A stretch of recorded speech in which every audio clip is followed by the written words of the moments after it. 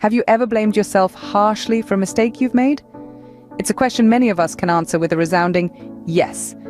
It's a phenomenon known as self-punishment, a psychological response to feelings of guilt and shame. Often it arises from a belief that we must pay for our mistakes or wrongdoings, that somehow this will balance the cosmic scales. Self-punishment can take many shapes and forms. Sometimes it's as subtle as a persistent negative self-talk, a relentless critic living in our minds, constantly pointing out our flaws and failures. Other times, it's more insidious, like self-sabotage, where we subconsciously undermine our own success or happiness. In its extreme forms, self-punishment can even lead to physical harm. Yet one can't help but wonder, is self-punishment really the best way to deal with our mistakes? Why do we punish ourselves?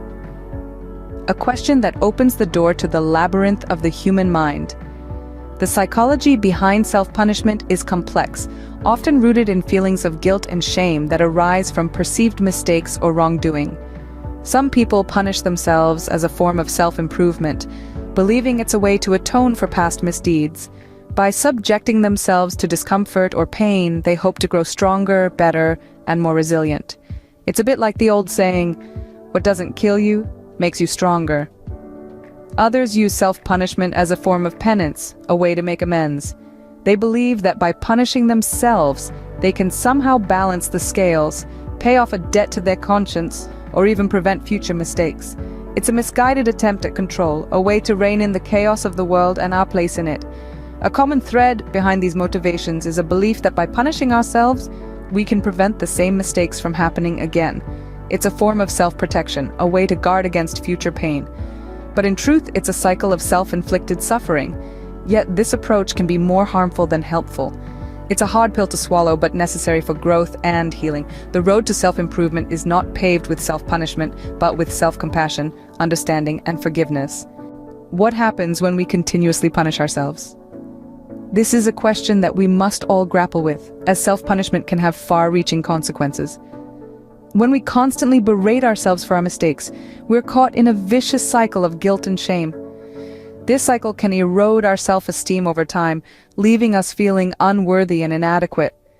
This relentless self-criticism can also be detrimental to our mental health. It can lead to anxiety, depression, and even self-destructive behaviors. It's like being in a boxing ring with ourselves, constantly throwing punches without ever letting up.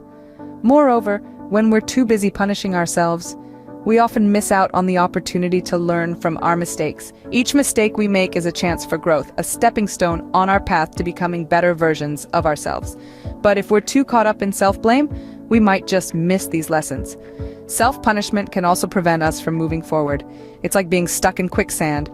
The more we struggle and beat ourselves up, the deeper we sink. So how can we break this cycle and take a healthier approach?